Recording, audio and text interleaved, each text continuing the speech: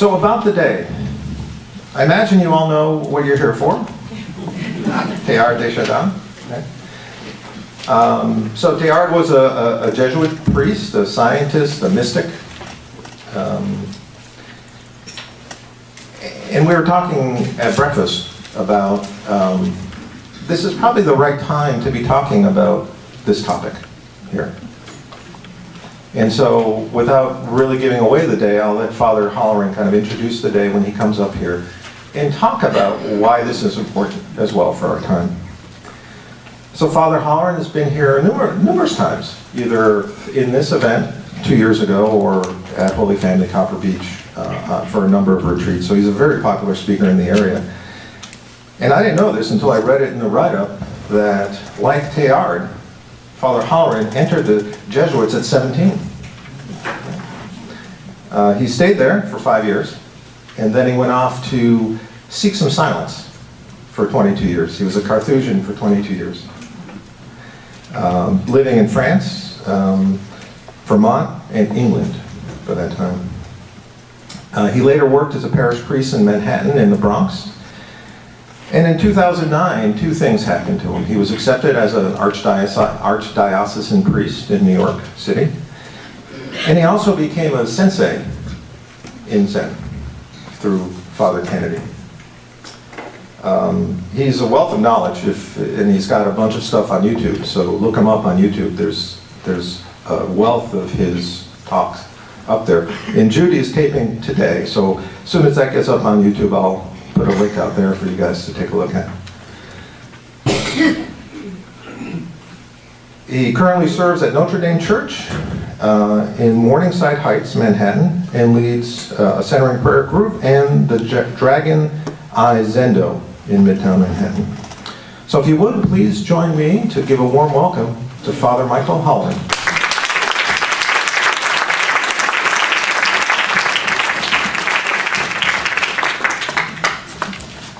Thank you, Mike. Oh, well, I think you know who I am now, so I wear this. First of all, I'm delighted to be here. It's lots of synchronicity on a particular day that we're doing this. It's the 3rd of June, so first of all, it's the Vigil of Pentecost. You know, except for Easter Sunday itself, as I'll explain later, there wouldn't be a better date to give this kind of a presentation about the work of the Spirit, the fire of the Spirit. In fact, that's the name of the biography by Ursula King of Teilhard, that Spirit of Fire, exactly. So it fits very well. It's also the anniversary of the death of St. John the 23rd, June the 3rd today. Feast of St. Charles Olonga, a couple of martyrs in Uganda. It's a wonderful time to be having this time. So that's why I'm wearing red. I'm a priest. I'm sensitive to liturgical colors, so I try to coordinate even in my secular garb.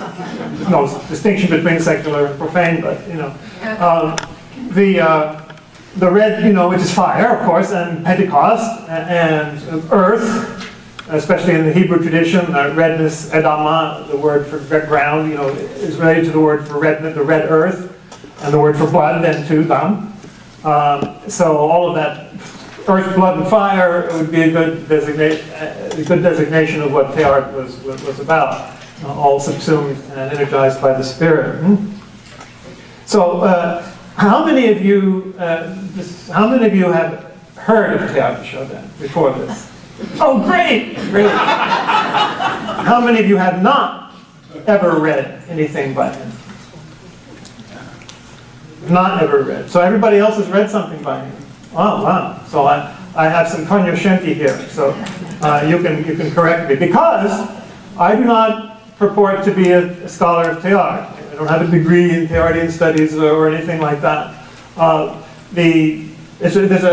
There's a resonance of soul, which I have with him, which I've always had with him. Beginning with, as you just heard, entering the Jesuits at 17, we both did that.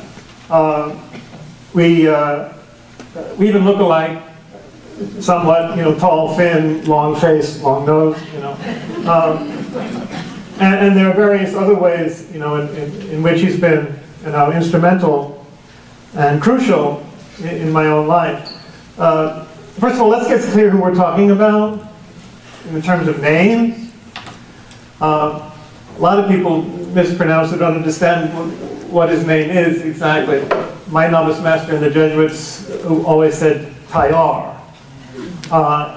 If it were a German name, it looks like one, it would be Teilhard. But it's French, and so it's Teilhard. Teilhard. And a lot of people seem to think that Teilhard is his first name. Teilhard de Chardin. But that's all his last name. Teilhard de Chardin is his last name. He's often referred to simply as Teilhard, as my novice master did. But that's just the first part of his last name. He's a member of what was called the petite noblesse, the minor aristocracy. That's what the de in French means, the little particle there. So he has a complicated name, Teilhard de Chardin. His first name is Pierre. Or, more specifically, Marie-Joseph Pierre Teilhard de Chardin. You don't have to remember all that. But he was known by his third given name. You know how these aristocracy always have lots of string of names, but they're just known by one. So he's Pierre Teilhard de Chardin. For me personally, as I say, he's been instrumental when I was a young Jesuit back in the late 60s.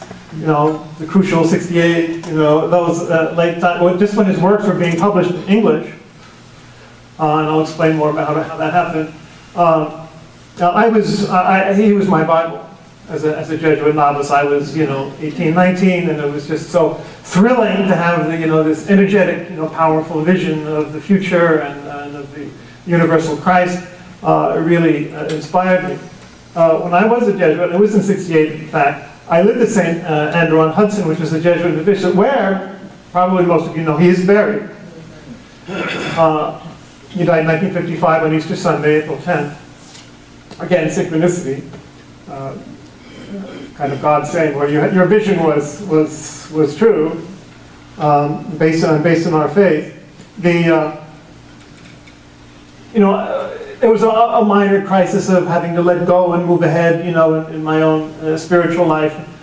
So in '68, one evening I was out, alone with over his grave, and had, one of those spiritual experiences you don't forget. And just exactly 30 years after that, after I'd been through the Jesuits and the Carthusians and back in the priesthood, I went back to the cemetery, which by then was part of, as you probably know, the Culinary Institute of America. And it's fenced off, the cemetery, you have to get a key and the whole thing, as you may know. And I was with my parents, who were still alive at the time, but they left me to go in again, alone, in the graveyard, and had another experience, of his presence and inspiration. All through my Carthusian life, on my prie-dieu, I had a picture of St. Therese, something from John of the Cross, his ascent of Mount Carmel, and a quote from Teilhard, which I still have, and I'll show it to you, quoted for you this afternoon. So he was there on my prie-dieu, to inspire me every day of my monastic life. Another major thing was, and this is very Teilhardian in itself, in my early years of monastic life, being kind of an intellectual and kind of emotionally repressed in the whole business, I was kind of taking flight into, my head and, spirituality in the bad sense. I was divorced from the world, and it's exactly the contrary of what Teilhard always preached and lived, as we'll see. So what brought me back when I was I 25, was a book about Norman Rockwell, of all things, and his paintings, which of course are so touching and heartfelt and down to earth. And Teilhard, who is likewise, in a different way, touching and heartfelt and down to earth, a pictorial biography of his life. So that was central, critical in my own spiritual evolution, going over really a momentous transition, for my own spiritual health and growth. And so he's really been there for me over the years, and I can still continue to have, experiences of him and with him. So that's what I base my quote's authority on here. it's a shared vision and a shared life, that we've had over the decades. So hopefully you'll be able to communicate something of that. So I won't be, giving like a scholarly presentation. It doesn't fit today either, which is Contemplative, Prayer Day. The first talk today will be centered on his life and basic outlines of his thought. Then the second talk today will be centering more then on his mystical writings and his great masterpiece, Le Milieu Divin, the Divine Milieu, which is his masterpiece in terms of ascetical and mystical theology. We'll be going through that in some detail, quoting directly from him. And then this afternoon, some even more richly, spiritually mystical writings, Mass on the World, and a few of other of his writings, which will illustrate even more intensely and passionately what his vision was. So, in terms of his life, I've already begun by saying that he was, a member of the minor nobility in Auvergne, which is central France. A little to the east of that is Lyon, a little to the east of that, southeast of that is the Grenoble, where I lived, in the Grand Chartreuse. So it's part of the Massif Central, which is the little central mountain place. So he grew up in a place which was geologically rich already. And his father was interested in rocks and trees, and so he inherited that from his father and from his mother, as has been pointed out in the book here by Ursula, his piety. This was not the most pious time in France, you realize, but he was shielded from that. He was the fourth of 11 children, 7 boys and 4 girls.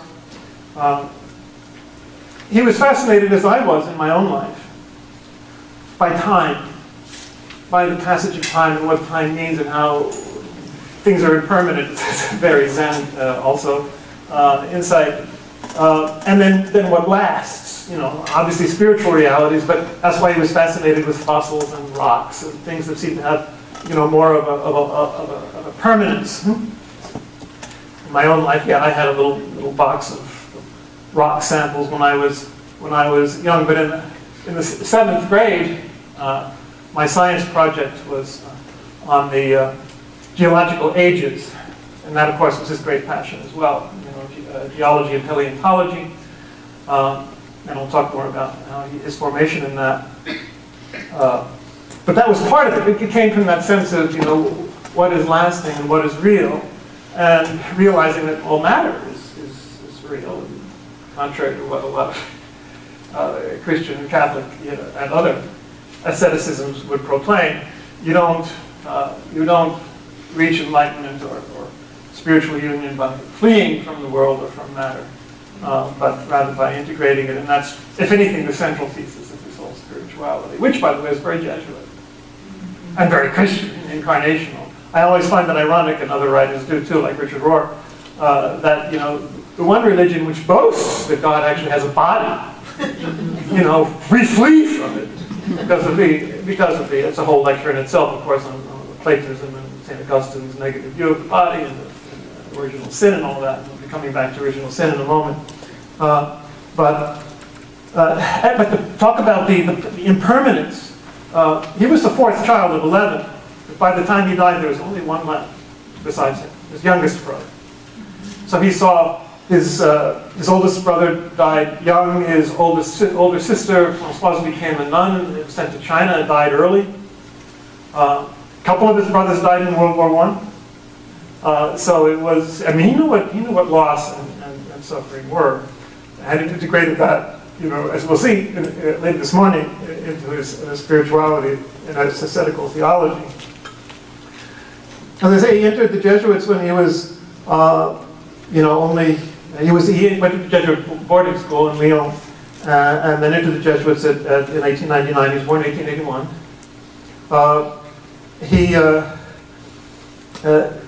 In 1903, there was a very anti-clerical Third Republic government in France, and we Carthusians were kicked out of the mother house in the Grand Chartreuse, just a little bit to the east, as I was saying, in that year.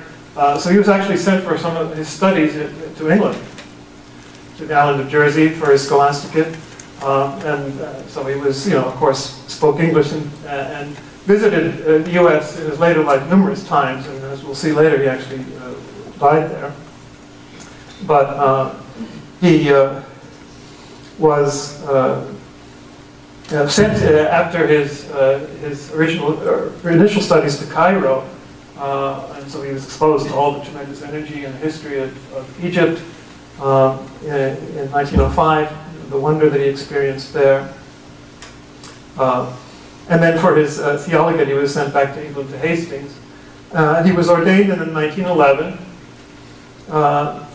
Typical 12-13 year process for ordination of the Jesuits. A couple of his parents were there, and some of his brothers and sisters. He began his doctoral studies in Paris, and he was in 1912 and was considered quite brilliant. He was a stretcher bearer during the First World War, and his writings on war are fascinating because obviously it's loss, and struggle once again.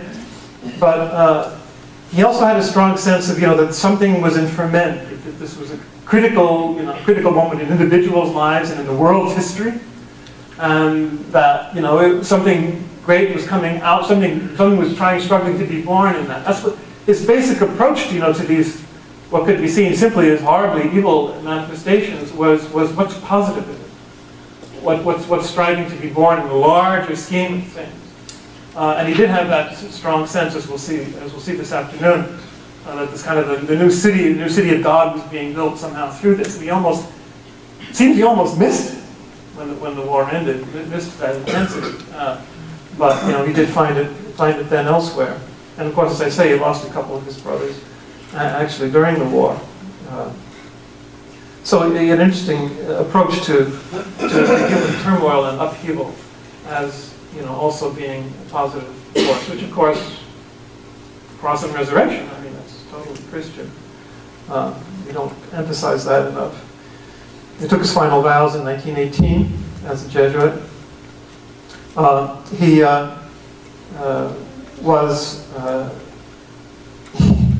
He began his dissertation in 1920 in Paris, and his topic was the Eocene mammals in what's current day French.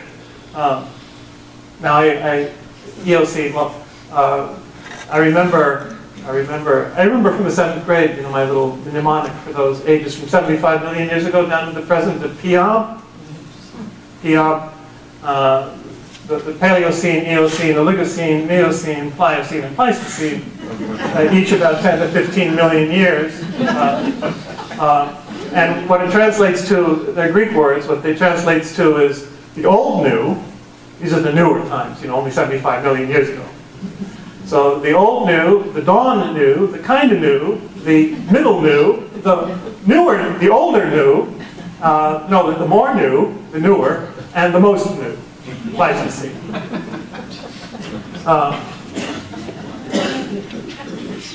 So this formed the basis then of what he later wrote in 1930 to 38 to 40, his main work, which is La Phénomène Humain, which is the phenomenon of man. Don't read it. It's pretty indecipherable. It's very technical. It's a scientific thing. This was a big complaint about Teilhard later on, especially that for scientists he was way too mystical because the end of it is about Christ and all this stuff, which I'll come to in a minute. But for religious people, it was way too scientific and evolutionary, etc. Teilhard had a very strong relationship with women all throughout his career, and this biography puts a lot of emphasis on that, with Leontine Zanta, who was kind of a philosopher, a feminist in the 1920s and 30s, with a number of other people who wrote in the treat, especially Lucille Swan, who was an American sculptress who did a number of busts of him. When he was in China, when they were both in China, he would, after his daily work, he'd go over and have tea with her practically every day and talk. talk. For him, there's the feminine element, the eternal feminine, which the idea he borrowed from Goethe, was a crucial factor in human life. His work often talks about charm. The word charm comes up a lot. That struck me as I prepared for this lecture. Warmth. He found that really, really central. It's perfectly clear from their correspondence and from his own reflections. It was a perfectly chaste relationship. But the warmth was there. You have plenty of examples of people everywhere, everyone from Karl Rahner to Pope John Paul II himself, who had, turns out, strong relationships with individual women, and that was simply part of their human and spiritual fullness and richness of life. But that's part of his psyche. And also some very good male friends and supporters, both among Jesuits and lay people. From 1923 to 1938, he did various treks in China, geological and paleontological, anthropological expeditions, which were really difficult. Going out into the Chinese desert in those years, especially, was not easy.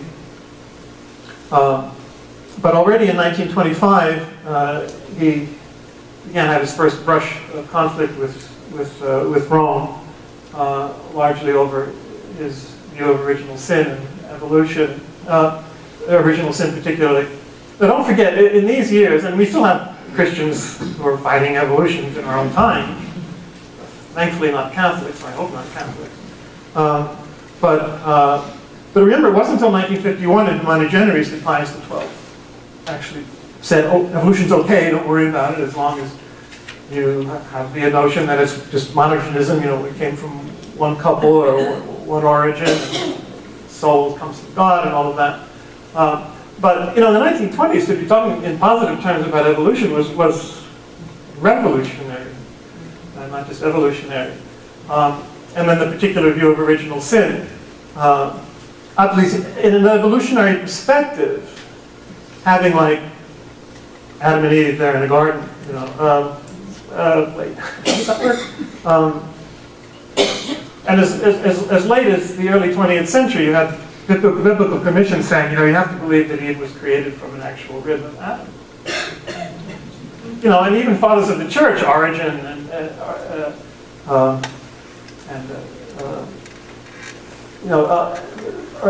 Irenaeus, others, they didn't take this literally already back then. America Magazine published some years ago a view of original sin as precisely coming from all the primitive, powerful energies coming from evolution that we inherit. So it's inborn. It's what we could say. Original sin. It comes with our humanity. It's how do we then integrate and harmonize and metabolize those energies, into the spiritual view, and that is Teilhard's whole vision of how it all works together, and I'll come to that in a second. But over the years, then he was more and more opposed. Whatever he wrote the Divine Milieu in 26 and 27, which we'll be looking at shortly. It was the darkest time of his life, really, because he was being investigated, and but he, just like John of the Cross, when he wrote his greatest work when he was in jail and his own brethren, opposed to the reform of Carmel. So the difficult time is a time also of spiritual creativity and ferment. He was, as I say, wrote the Phenomenon in 1938-40. He saw his role at one point, preparing the way for something new, and not quite being able to see it come to fruition. He had his first heart attack in 1947 already, but recovered from that. He spent the war years, the Second World War years, he was kind of trapped in China and couldn't get back. So he was kind of away from Europe during that whole time, away from the West. He came back then in February 48, went through Rome, and then came back to the U.S. He was nominated for a couple of positions, teaching positions and honorary positions in Paris, Collège de France, etc. But his superiors wouldn't let him have that kind of prominence. So they said, we got to get him out of here, and they sent him to America. And he bore all of this with great submission, in a religious way, as he had been trained to do, and was, living in St. Ignatius of Loyola in New York City, and of course that's why he was buried, in New York as well. As I say, he died on Easter Sunday. He went to Mass, he went to a concert, he was with friends in the evening, and he just collapsed, fell over. Again, it was Easter Sunday, so we'll see more of his ideas on death a little later this afternoon. I do want to emphasize, his struggles with the church. He bequeathed his writings to outsiders, and that's why already in a couple of years after his death, they were first published in France. And then translated in the 60s into English. A monotum, as you might know, was issued under Pope John, whom we just mentioned, in 1962, saying these works are dangerous. But they didn't put it on the index. Can you believe there was actually an index? Librorum prohibitorum, as it says in Latin, that were forbidden books. So it was a big deal that he was not put on the index. Some of his friends have been. And then Pope Paul, a few years later, abolished the index, rightfully so. But as you know, he suffered kind of an eclipse then over succeeding decades, as the patristic studies and others, brought forth the vision, in more accessible terms, you might say. But now, with the evolutionary consciousness movement, the sense of humanity coming together, even non-Catholics and non-Christians are looking to him as a real beacon in the sense of an evolutionary global consciousness. People like Elia de Leo, for example, the Franciscan theologian, who has chapters on Teilhard in her work. For example, Christ in Evolution, published just a few years ago by Elia de Leo. You probably know of her. If you don't, you should. So I recommend that. But everyone from Pope Benedict, of all people, to Pope Francis in his Laudato Si, in his work on the environment, particularly quote him. So that's the way Rome advances. In case you didn't know, they never say we were wrong about something.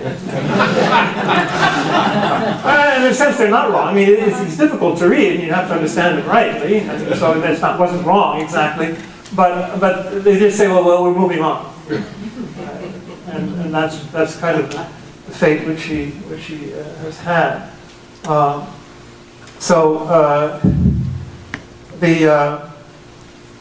I'd like to point out a couple of the main points of his thought.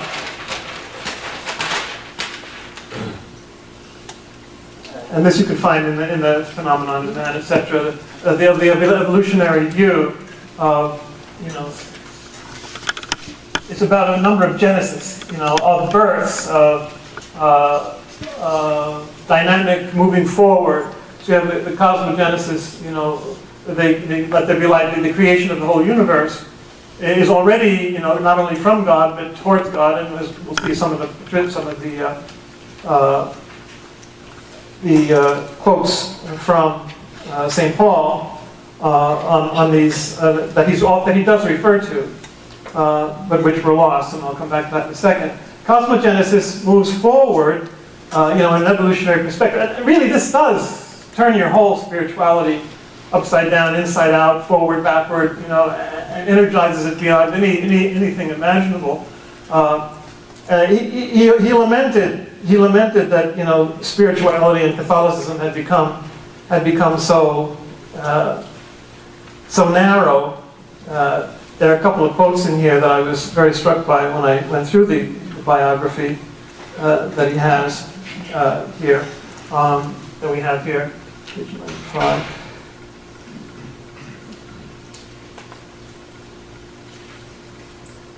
I feel more strongly than ever the need of freeing our religion from everything about it that is specifically Mediterranean. These thought patterns are destined to disappear. But by taking these forms, decayed though they be, into account, we discover such a wealth of potentialities in philosophy and mysticism, the study of human conduct, that it becomes scarcely possible to be satisfied with an image of a mankind entirely and definitely enveloped in a narrow network of precepts and dogmas in which some people think they have displayed the whole amplitude of Christianity. So to be knocked down to that level, simply of ritual. Let's see. The 43.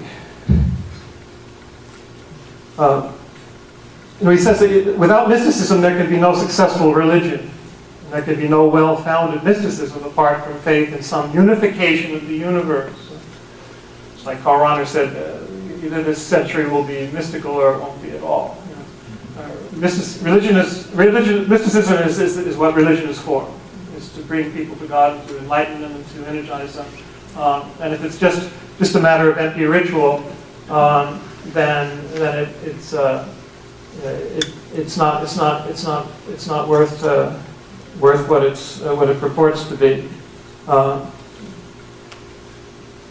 So he points out that we can just be deadened by ritual and repetition of our religious practice without us being energized by love and being energized by a deeper vision of who Christ is and who we really are. You can be lost in the clouds, as he says at one point, which is kind of what I was at that point in my life that I mentioned a moment ago.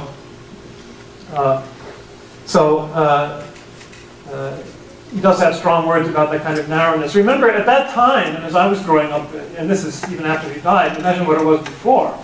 A sense of, the world is just here. It's kind of like a stage where human beings are tested and go through their actions, but it doesn't really have any significance in itself other than as a stage setting.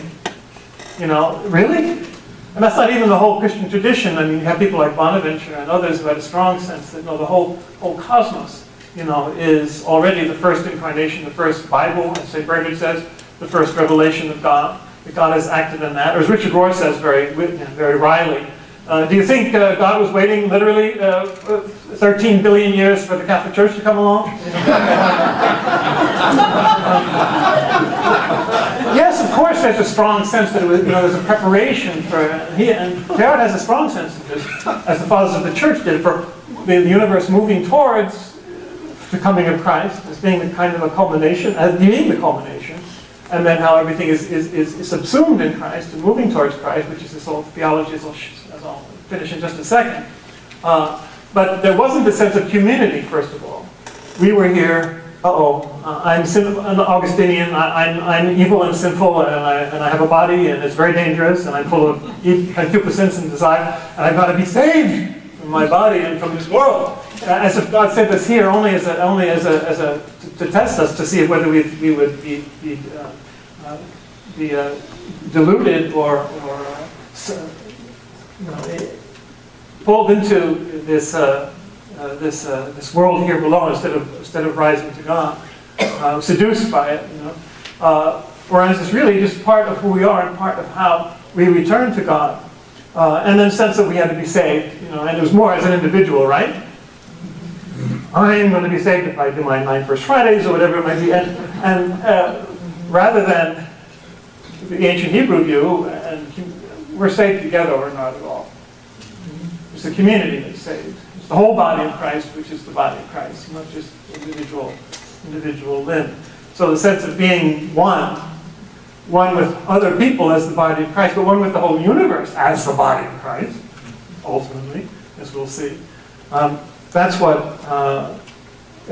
we have to really be focused on. So cosmogenesis moves to biogenesis, the coming life appears. Life appears in the cosmos, and it's geared to what's anthropogenesis. These are all Greek words, of course, which in Latin is often called with him hominization. So the universe becomes conscious of itself in humanity. So we have a cosmic role, right? We're the culmination of evolution in the sense of universe being conscious of itself, becoming conscious of itself. That's not the last stage, as he often says. A certain pagan view of the world, or merely a natural view of the world, would stop there and would miss what the full dimension of it. This is also what he called, and he started calling 1925 the noosphere. So this is the biosphere, okay, but this is the noosphere, which is the word for mind in Greek. So it's where thought comes together. So he said, for example, that if an alien came from outer space and we're really tuned in to the energies of things and we're really aware, what he would see first of all is thought. That there'd be a layer, a noosphere, above the stratosphere and the atmosphere. You'd find the noosphere. He perceived the web of thought, the web of thinking, the web of human thought. During my novitiate, I remember at one point we were riding in a car. I forget where we were going, where we were coming from, and as if we knew where we're going, where we're coming from. Spirit, you don't know where it goes, where it comes from. We were driving past the airport. Might have been LaGuardia, I'm not sure. And remember in the 60s, the jets had just become current, and air travel had become, finally becoming more common for people. So it was still kind of a new thing. And as we were driving by, an airplane was just landing. A jet was just landing. And my comrade, Brian, who later left, spent a year or two in the Jesuits, said, "Noosphere!" Noosphere. And it's true. Teilhard would totally agree. This advance of human knowledge and energy and bringing countries together and people together is part of evolution, part of the whole natural process of evolution, and part of spiritual evolution, part of our evolution as a species, part of our spiritual evolution as a species. And as you can see, and was part of the problem, I guess, with Teilhard's thought at the time, there's no separation between natural and supernatural, sacred and profane. This is Bonaventure's view. It's all one. It's all nature at its own level. God's nature, angelic nature, human nature, animal nature, plant nature, stone nature, and there's consciousness, a certain level of consciousness in each one, which is very mystical, even in stone. What did Jesus say when he came into Jerusalem? And he said, he was told, "Tell these people to shut up, don't have them acclaim you as the Messiah." And he said, if these were silent, the stones would cry out. So that's part of his theology, what he calls complexity consciousness. That's a dyad. So as we go forward towards forms of life, and then to humanity, and then up even higher, as we'll see, things get more complex, the organism gets more complex, and at the same time, the consciousness increases. So we get the human body, and then human consciousness together. This he called, and now you're going to glaze over, and this is some of you are already glazing over, but this is tangential energy, which is moving out, to gather more things in. Tangential. And this is radial energy. So like a radius of a circle moving back towards the center, so conscious center. So these kind of go together. Complexity, consciousness, tangential, radial. And then, the most revolutionary, although it shouldn't have been considered such, most revolutionary aspect of his thought was beyond the anthropogenesis, you have Christogenesis. Because as he'll say, and we'll see more clearly later, this is where, that's the only worthy center, what he called the omega point. Well, that's probably his most famous concept, in addition to the noosphere here. The omega point, where all creation converges again. And we'll see some of his mystical writings on that this afternoon, which are very beautiful. So Christ is coming in, he's being generated by this. It's like Paul says to Colossians, I fill up in my own body what is lacking still in the sufferings of Christ. In other words, Christ is not complete yet. The risen Christ as an individual, there's no, Christ as never was just an individual, but certainly not after rising from the dead. That's why we can't see him. It couldn't appear to us, other than just adaptation to us. The true Christ is the cosmic Christ. What did I say? Cosmic Christ. How many of you have ever heard a sermon on the cosmic Christ? Oh, good. You have. Oh, I mean, not here. I mean, in your parent. No, not in your parent. Yeah, Richard Rohr, sure. And yet, as Teilhard points out, this is central to the Christian vision of the New Testament, or St. Paul, or some of the actual writings of St. Paul, and some say Ephesians and Colossians weren't written by him, but it's in that same stream of the vision of the early church, and we've completely lost this. Now, I'm sure you've never heard, probably not even from Richard Rohr, the word pleroma. Have you? Oh, good. I'm wrong. I'm very happy to be wrong. Because that's a word that comes up in St. Paul specifically, and this was a word that was borrowed from the Gnostics, by the way, as a number of words that St. Paul uses were, like the psychic man, the spiritual man that he speaks about in Romans. It comes also from the Gnostics. So he's redeeming that. Yes? What was that word that we've never heard of? Oh, yes, pleroma, yes. Throughout the class? Again, a Greek word. Pleroma appears in the New Testament in a number of places. It means fullness. Pleres in Greek means full. So fullness, pleroma. And what that means for Paul, yes? Can you spell that, please? I can't read. That's P-L-E-R-O-M-A. P-L-E-R-O-M-A. And Teilhard references that word, plerome, in French a number of times because it's in St. Paul. And it means the fullness. And what Paul means by it is the fullness of everything in Christ, or Christ as the fullness of everything. God all in all. So this is very central to our Christian belief. And I'm going to read now a couple of New Testament passages that illustrate this. And it's certainly worth hearing them again. This is, I'm translating as I go along. This is the Greek New Testament, so I'm just reading it in Greek and translating as I go along. So it's not an official translation, all right? But when he speaks, when he's speaking to the Ephesians in the end of chapter 1, where it says, may you have the eyes of your heart enlightened. How's contemplative is that?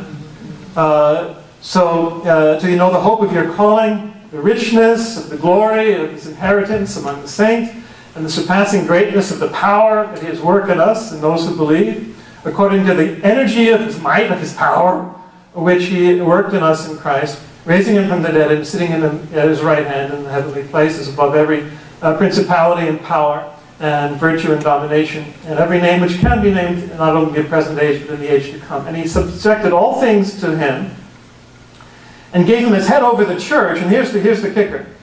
The church, which is his body, the pleroma, actual word, pleroma, of the one who, tapanten pasin plerominu, which means it's almost untranslatable.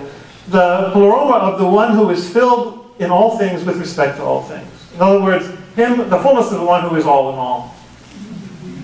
So Christ is the fullness of all in all. In other words, everything is Christ. I mean, it couldn't be any clearer. But how marvelous is that? And nobody gets it, which is why you don't hear anybody talk about it.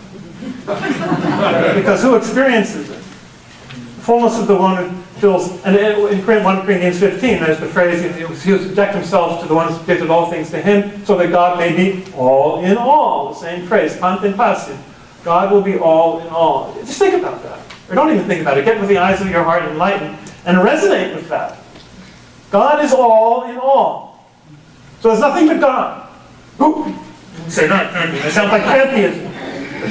Teilhard spoke again and again and again against pantheism, saying, I'm not a pantheist. I have great sympathy for pantheists because everything is radiant, shining through, shot through with God. But they don't make enough distinctions about where it comes from and where it's going. There's a transcendent element to it. But you have to be able to say that.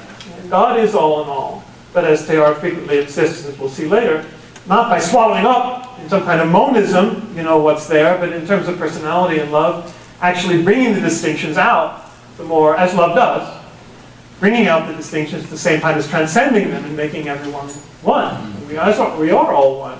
Wasn't that Jesus' high priestly prayer at the end of chapter 17?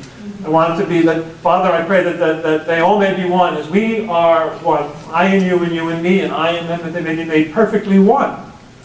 To share the unity of the Trinity, which doesn't swallow up the differences either, does it? In being one God in 3 persons. Same as Christ's humanity was not swallowed up by his divinity, the 2 natures subsisting in himself. So it's all over the cosmos, all the way up into God.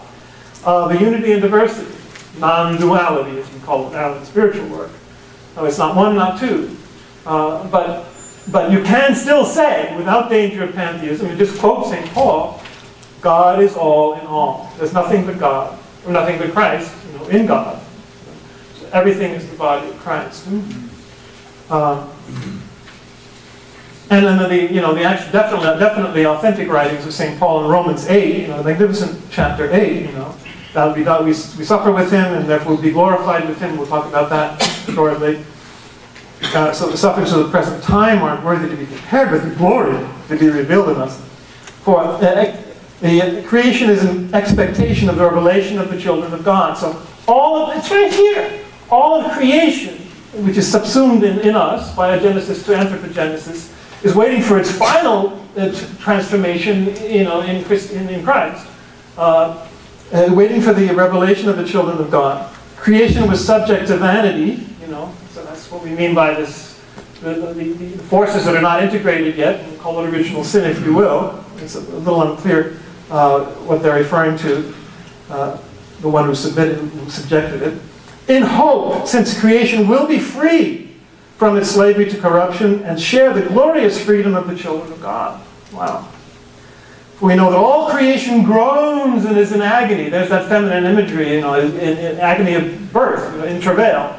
Something new is being born out of all the agony, like World War I, and all the agonies of our lives. Even until now. Not only that, we ourselves who have the first fruits of the Spirit groan in ourselves. So if you're groaning, that's okay. You can be groan of pain or groan of pleasure, for that matter. It's all part of the human experience. Awaiting the redemption of our bodies. So our bodies, resurrection of the body. Don't pretend we don't believe that. And we we've been saved in hope. And hope is a little discourse on hope here. Hope that is seen is not really hope. So if we wait for what we do not see, we expect it with patient endurance. And then it goes on to speak about how the Spirit intercedes for us. With groans, there's the groaning, and God groans in us. Christ groans in us. Continues his passion. Fill up in my own body, which lacking the passion of Christ, to greater life and resurrection.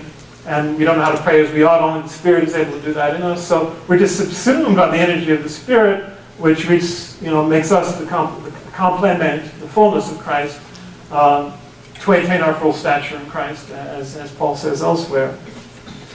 And then finally, this really key passage from Colossians 1, about who Christ is. This is perhaps the clearest of all. Christ is the image of the invisible God, the firstborn of all creation. Well, there you are. The firstborn of all creation. So he's the exemplar, the alpha of all creation. since all things were created in him. In him, all things were created. Really? I mean, and not just talking about the second person of the Trinity, but talking about Christ. How's that work? Well, in God's eternity, all is one, all is present, you know. All things were created in, whether in heaven or on earth. The whole thing. Visible and invisible, whether thrones or dominations or powers or principalities, all were created through him and for him. Through him and for him. Alpha and Omega. And he is before all things, and all things consist in him. All things hold together in him. And he is the head of the body of the church, as we just saw in Ephesians as well. Who is the beginning, Alpha, the firstborn of the dead. That's really crucial. So all the struggle and the death and that's part of human life is also, as Paul says to the Ephesians elsewhere, you know, who is the one who ascended into heaven except the one who descended from heaven and gone to the very depths, even to the very depths of the earth, descended to hell, which Teilhard evokes at one point in his writings. So he takes all that up. So that, firstborn from the dead, so that he can have primacy in everything. So he's the pioneer of our faith in everything, every aspect of human life and death. Since in him it pleased all the pleroma to dwell. All the pleroma to dwell. So all fullness is pleased to dwell in him. There's the word again, pleroma. That's just pleroma right there. The fullness was pleased to dwell in him, and to reconcile all things in him, making peace through the blood of his cross, whether what is in heaven or what is on earth. So,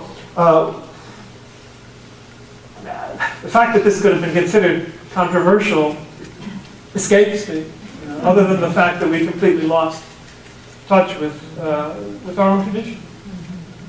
And he was just resurrecting this from the point of view of his own experience as a priest, as a Jesuit, as a religious, as a scientist, as a human being. So and all these things flow together. They corroborate each other in their testimony. Now, a couple, and then we'll open it to questions after a couple more points I want to make, especially in the way his work is used today. Richard Rohr, and I think he got this from Ilia de Leo, the woman I just mentioned, they like to speak about the Christ before Jesus, which is, in a sense, true. I mean, you know, if you take the second person of the Trinity, you know, before Jesus, and I'm not quite sure that's the best way to proceed. I mean, you're certainly going to, you know, get Rome's attention if you do that. Also speaking about his cosmic nature. Ilia suggests that we should speak about not just his human nature and divine nature, but his cosmic nature. Now, neither I nor Teilhard really like that approach.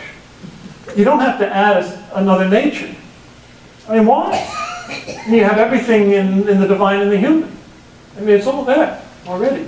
And it's certainly much less trouble than trying to introduce, you know, a cosmic, you know. I see the point, why they're trying to emphasize that. Please don't miss that, they're saying. I mean, this is crucial.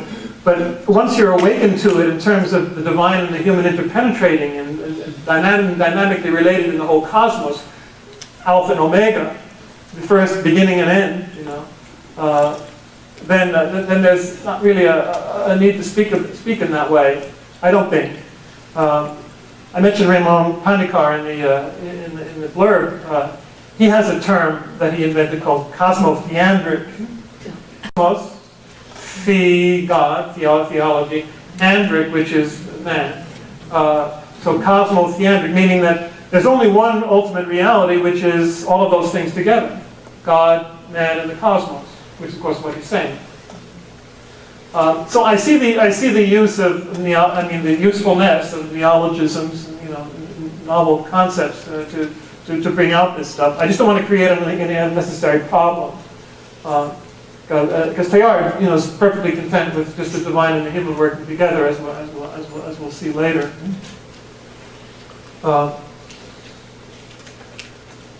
One of the, probably the most problematic element or limitation of Teilhard's thought for today, apart from any orthodoxy, etc., is his view of other religions. And Ilya has pointed this out in lectures and elsewhere too. And I'm very sensitive to that as a Zen teacher and explorer of the Eastern traditions. Remember when he's coming from. I don't hold it against him. Because, first of all, he traveled in China in the 20s and 30s, which was not, by any means, of the stretch of the imagination, a golden age in Chinese religion. The golden age of Chinese religion was the 9th and 10th century. So it was, and as other people such as one of my favorite authors, Houston Smith, knows, because he grew up at in that same time period in China, a lot of popular religion and superstition and stuff, which is still very strong, apparently, in rural China. So he didn't have he wasn't introduced to the blazing depth of Eastern religious traditions, even though he spent more than a decade, all told, almost 2, in China. And he wrote a number of times, particularly in this book, How I Believe. This little book this is actually for an original English edition, Comment je crois, which he kind of pointed out, well, what brought me to Christ? I mean, what am I looking for in a religious vision? And what are some of the things that don't measure up to what I'm looking for? And he's treated these themes in other places as well. He says, in these stages of my own faith, what I believe, I'm looking for faith in the world, and this has to be included. The world has to be there. In spirit, anthropogenesis, there has to be the sense of man's human spirituality. Immortality, which then is a consequence of that, and leading us back up to Christogenesis. And in personality, and I mentioned that already, he has a very strong sense that the personal is not love, that the ultimate center has to be personal, not some reabsorption into some nameless force. And so as love would testify, that's what love does.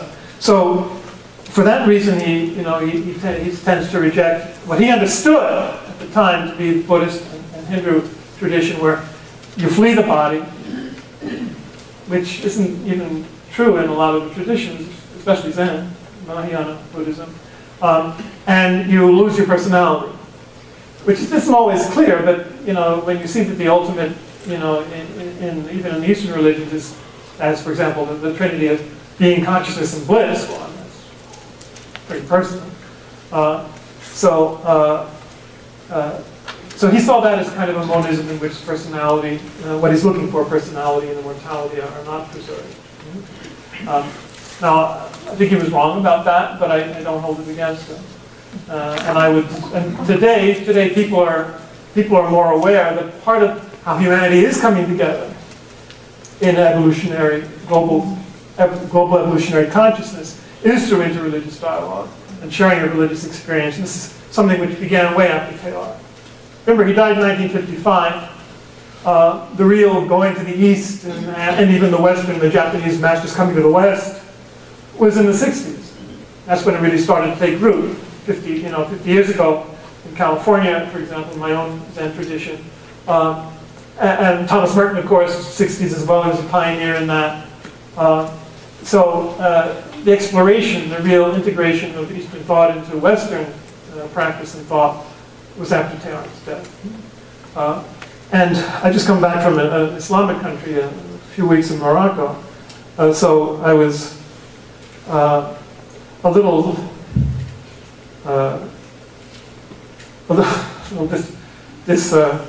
disenchanted or startled to see he dismisses Islam in a footnote.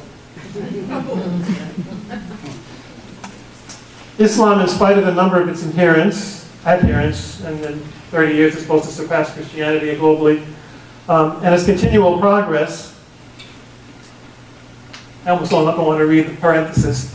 Progress in the less evolved strata of mankind, you may know, is not examined here because, to my mind, at least in its original form, it contributes no special solution to the modern religious problem. It seems to me to represent a residual Judaism with no individual character of its own, and it can develop only by becoming either humanist or Christian. No. All right, so you know, he had, except for Cairo, you know, he really didn't have any contact with Muslims. So this is definitely an area which we can't look to Teilhard for enlightenment, but we can fit our current understanding and practice into his broader vision that has been outlined here.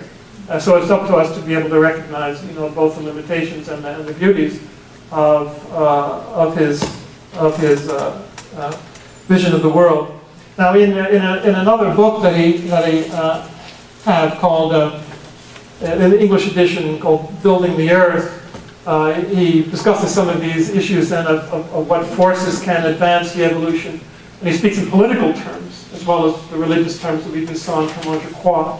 And so he speaks about communism and fascism, which of course were big deals in his lifetime. In world history. And he even speaks a little bit about democracy, interestingly enough. And he shows how, you know, none of these really, the four standards that he mentioned there about the world, spirituality, immortality, and personality are not upheld. And certainly, you know, the respect for the individual. Fascism, communism, forget it, you know.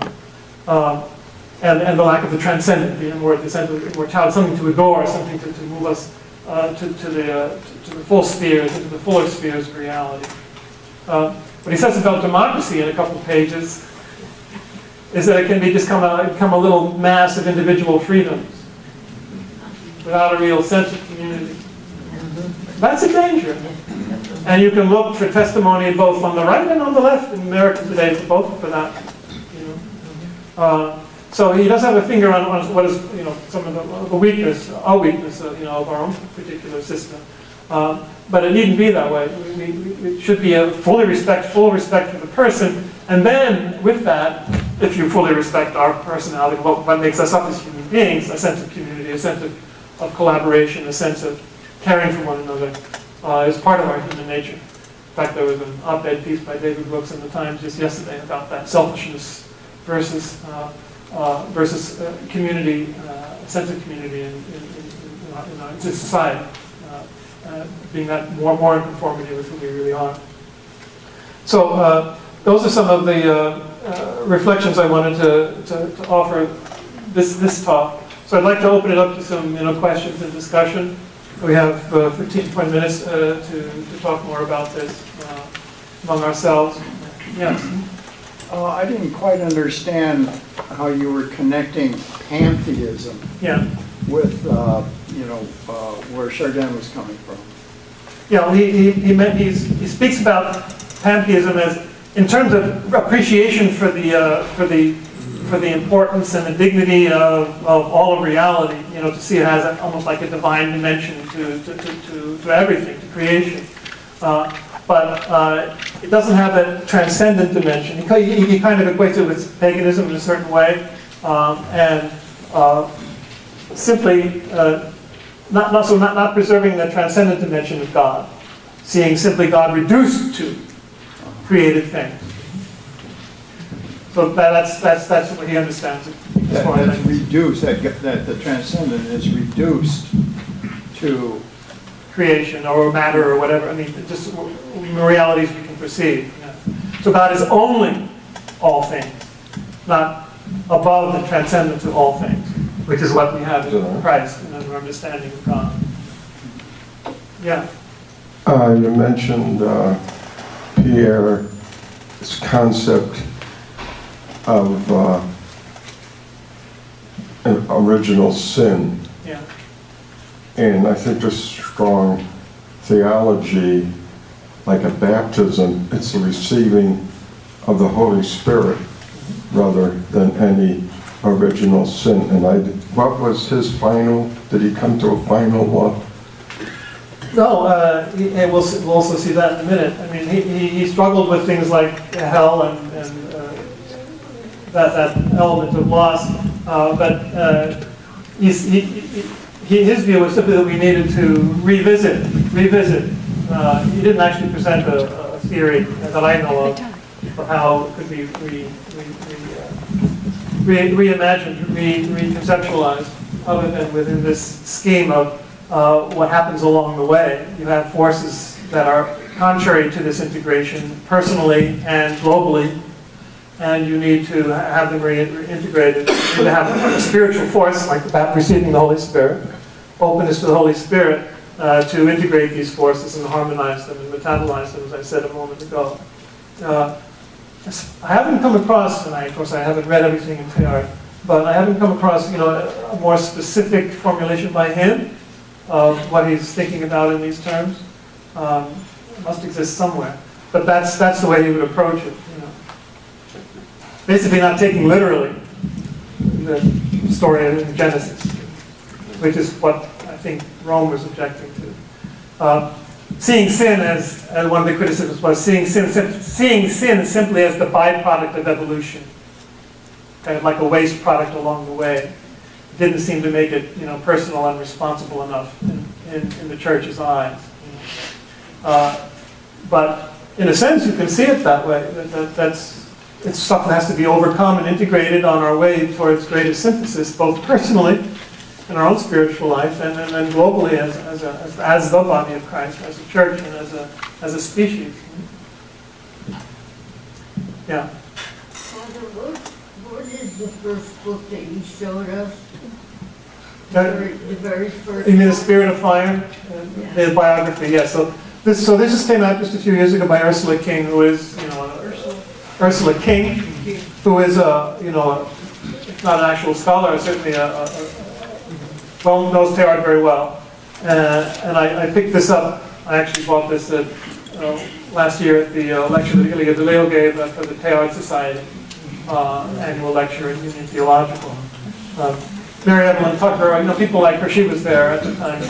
She was the one who is a great scholar of him. Spirit of Fire, the life and vision of Pierre Teilhard Chardin. I'd really love to find the pictorial biography that meant so much to me in 1975, but I haven't been able to find out even what version it is. But this is a very good presentation. Another reference, the title of the delay. Yes, Christ in Evolution. She has a number of books on this, by the way, that are very similar. But that's a good one.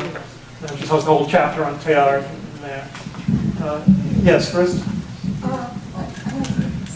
Yeah, why don't you take the microphone when you ask a question? That'll be helpful. I've heard it said that when God first expressed the word from within himself and expressed it out, the whole of creation.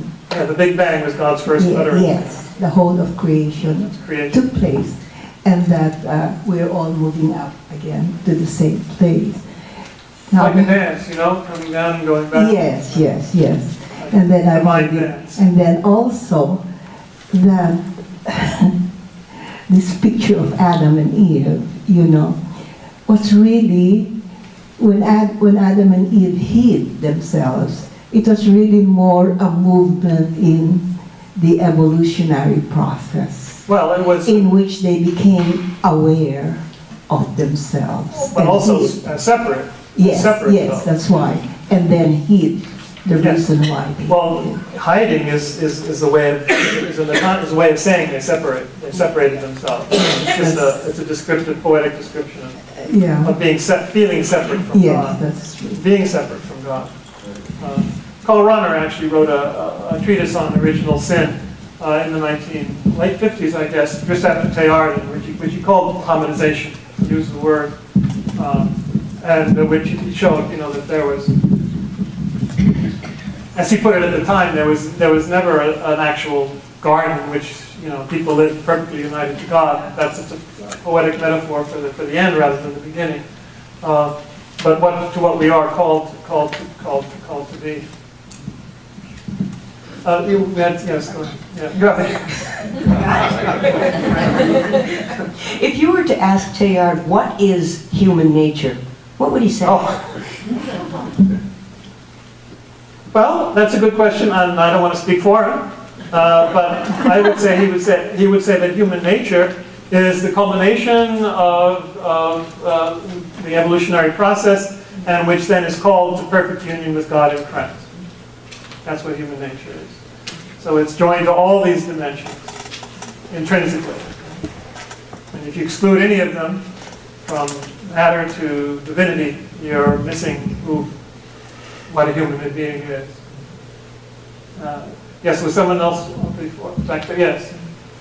So, in terms of his beliefs on spirituality, would you say the spirituality of Indians are similar to his beliefs? You mean Native Americans or Native Indians? Americans. And also, at one point, I mean, the Catholic Church was saying, where is God? God is everywhere. Yes. Are we evolving back to that, even in the Orthodox Church, do you think? Well, I mean, we never denied that God was everywhere.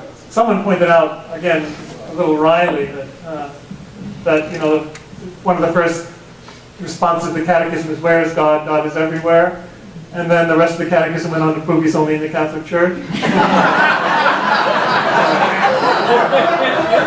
I mean, seriously, we never really reconciled those, other than saying that God is only naturally present in a skull, or that he's not supernaturally present by the Spirit. So hopefully we're getting to a more unified. That's the point. You have to get to a more unified view of how it all works together.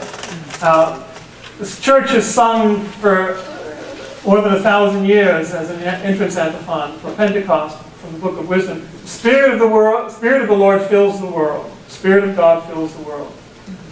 We've been singing that every Pentecost for more than 1,000 years, and we don't believe it.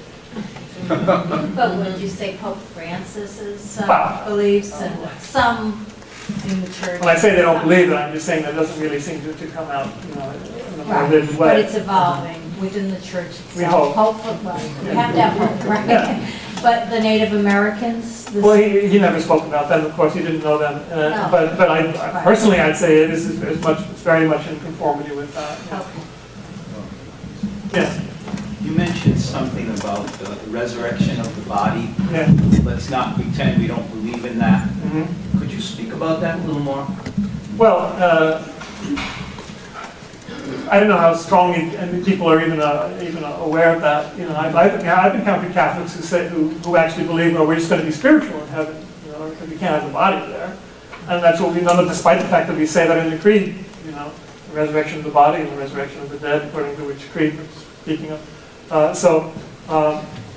And face it, on the other hand, people say, well, my resurrection is just going to be me, and I'm going to be able to see God out there, and maybe relate with Aunt Sylvia and Uncle John that I'm going to be united with in heaven, and she's going to make her as casserole as before, as a reward for leading a good life on earth. And all that is absurd! Like Christ, our resurrected body is going to be, well, no limit. And St. Paul, nobody ever talks about this either. Towards the end of the chapter 15 of Corinthians, St. Thomas talks about it in his theology, the different qualities of the resurrected body, agility, clarity, to be able to move from one end of the universe to the other like that it shines, that it's powerful, and has, cannot die and suffer anymore. Who preaches on that? Who believes that? Who meditates on that? So again, we don't have a sense of what we really believe. What it really means, and sometimes even the basic belief is missing sometimes. But of course, once you have incarnation, you have resurrection. It's organic. You can't have one without the other. As soon as you have incarnation, this is Duns Scotus and the modern Franciscans especially. As soon as you have incarnation, you have resurrection. As soon as God expresses God's self in matter, matter will return to God. So, yes, you have a question?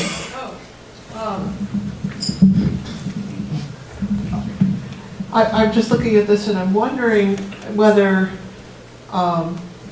Teilhard's conception was that these stages were consecutive, or do they all occur at the same time? Well, they're consecutive in terms of geological history, yeah. Would he still say that new species are evolving on this level? Maybe. But we're talking about millions and millions of years here, whereas, now, in this process, who knows how long it's going to take, and it's, once you have human awareness, human consciousness, things go a lot more fluid. I guess what I'm struggling with is that, certainly those of us of a certain age were taught that God always is. Right, there's no beginning and end to God. Yeah, which of course he would agree, and I would agree. Yeah, so that's why Christ is eternal. That seems to imply a I don't know how to express it, but well, there's an eternal now. Yeah. Which is right here, which is right now. Yeah. Not now, but now. Right. And as soon as you touch into this God's eternity, which is total simultaneity of absolute being, which is the traditional 6th century definition of eternity in the Catholic philosophy, Yeah. then in God everything is already fulfilled, yes, but not in time. I mean, this is the level we're on here, at least when we're not in touch with the right. So is it the same kind of paradox that people in post-Einstein theoretical physics are struggling with in terms of part of the whole time question? Yeah, absolutely, and to see how elastic and unified it all is. The time, space, and matter and energy are all the same thing. They're all interrelated. They're all viscous, and that in God all that is resolved. So time and time and space and matter, so if anything, and this is one reason this is such a powerful movement today. Modern astrophysics and even microbiology and other things are confronting this. Yeah. That everything is interrelated, everything is interconnected, and all these dimensions are interrelated. Yeah. So it's very exciting. Is anybody written about this specifically in terms of Teilhard? Chardin? In terms of Teilhard, I don't know. I might be find something. Probably Ilya Deleo. She's more into. She's very much into IT, into how evolution, the evolution of the internet and things like that are bringing us together. Teilhard would agree with that, by the way. He would be thrilled with the internet and all of that. That this is the way this noosphere, the noosphere is evolving and bringing us closer together. Despite, of course, the dangers of superficiality and addiction and all that stuff that you have with the internet. Father Michael, I remember something in Teilhard about amorization. Yeah.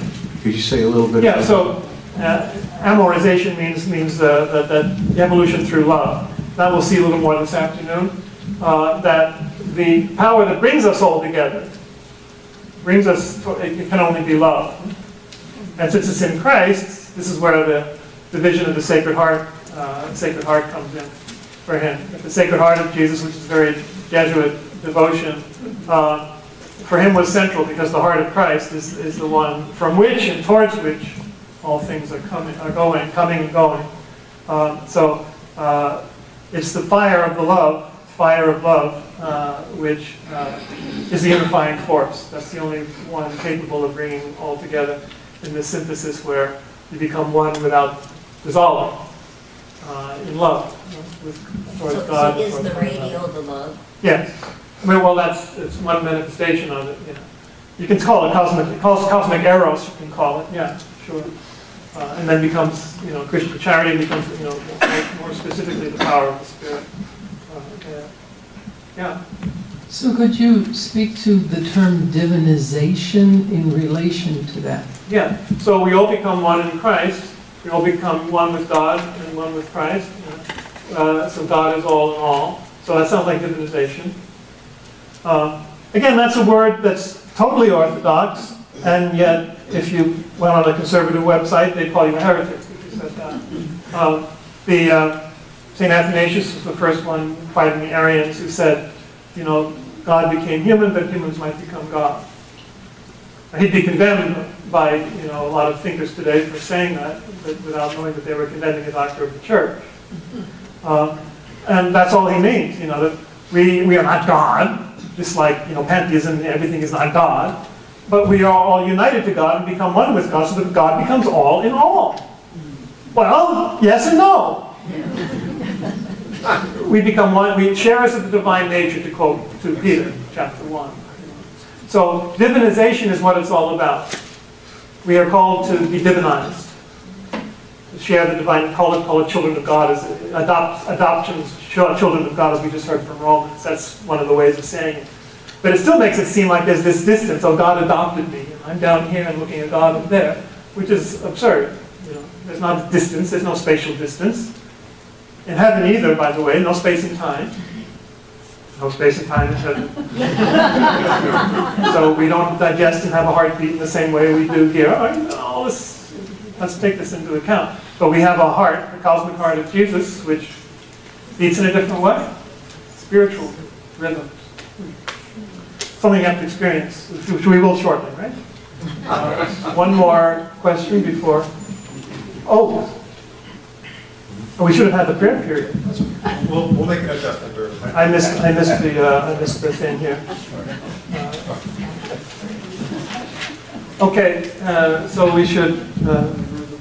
Yeah, you should raise your hand and clobber me because I misread the thing. So what do you want to do? Go ahead. Well, we'll take a break right now. We'll plan to break at 11, so we'll come back in, I think, 15, right? 15 minutes. And then we'll do a short prayer period, okay?